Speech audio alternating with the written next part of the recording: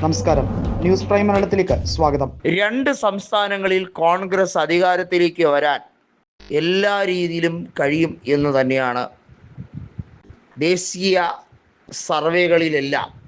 പ്രത്യേകിച്ചും കേരളത്തിൽ കോൺഗ്രസ് അധികാരത്തിൽ വരും, അപ്പോഴും ആസാമിൽ BJP തന്നെ വരും എന്ന് പറയുന്നുണ്ടെങ്കിലും കോൺഗ്രസ് അത് പരിപൂർണമായി വിശ്വസിച്ചിട്ടില്ല. ഏറ്റവും വലിയ ഒറ്റക്കക്ഷി കോൺഗ്രസ് തന്നെ ആയിരിക്കാൻ ഏറെ സാധ്യതയുണ്ട് എന്നാണ് അവരുടെ ഇൻ്റേണൽ സെല്ല് വളരെ വ്യക്തമായി കാൽക്കുലേറ്റ് ചെയ്തിരിക്കുന്നത്.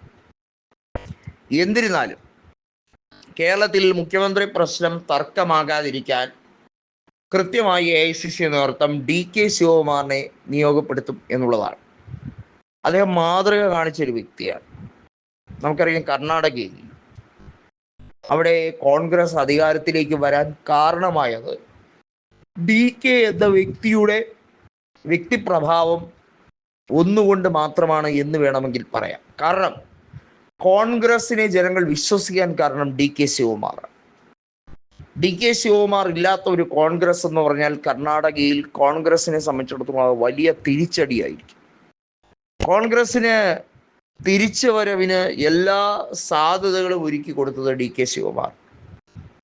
കനകപുര എന്ന തൻ്റെ അസംബ്ലി മണ്ഡലത്തിലെ 1.25 ലക്ഷം വോട്ടിൻ്റെ റെക്കോർഡ് ഭൂരിപക്ഷം മാത്രമല്ല DK വ്യത്യസ്തനാക്കുന്നത്.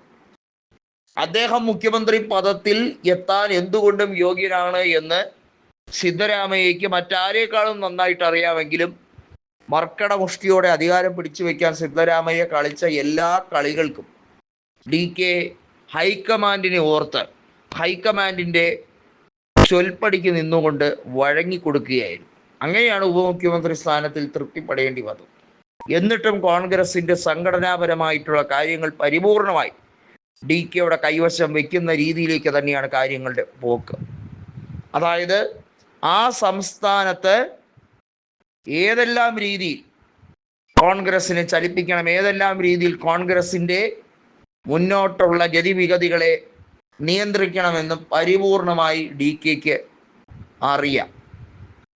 എന്തിനധികം പറയുന്നു, തൊട്ടയൽപക്ക സംസ്ഥാനമായ തെലങ്കാനയിൽ കോൺഗ്രസിനെ ഇത്രയും മികച്ച വിജയത്തിലേക്ക് എത്തിച്ചതും ഇപ്പോഴും അധികാര തുടർച്ചയിലേക്ക് എത്താമെന്ന് രേവന്ത് റെഡ്ഡിക്ക് ഉറപ്പിക്കാൻ കഴിയുന്നതും DK കൊടുത്ത കൃത്യമായ സംഘടനാ പാഠവങ്ങളാണെന്ന് രേവന്ത് തന്നെ പല വേദികളിൽ തുറന്നു പറഞ്ഞിട്ടുണ്ട്. ഇവിടെയാണ് കേരളത്തിൽ DK ശക്തമായി ചില ഇടപെടലുകൾ നടത്താൻ ഹൈക്കമാൻഡ് മെയ് 4-ാം തീയതി നിയോഗിക്കുന്നത് എന്നുള്ള വാർത്തയാണ്, എന്നുള്ള റിപ്പോർട്ടാണ് പുറത്തു വരുന്നത്. നമുക്കറിയാം, കേരളത്തിലെ മാധ്യമങ്ങൾ, പ്രത്യേകിച്ചും ലെഫ്റ്റ് ലിബറൽ മീഡിയകളെല്ലാം ഏതെങ്കിലും വിധത്തിൽ UDFന് അധികാരമോ ഒരു ക്ലീൻ സ്വീപ്പോ കിട്ടിയാൽ അതങ്ങനെ സുഗമമായി ആഘോഷിക്കാതിരിക്കാൻ വേണ്ടിയുള്ള കുത്തിത്തിരിപ്പുകൾ പലതും നടത്തുമ്പോൾ കേരളത്തിൽ UDF അധികാരത്തിൽ വരുന്നത് വിമ്മിഷ്ടമായി കാണുന്നവർക്ക് മറുപടിയാണ്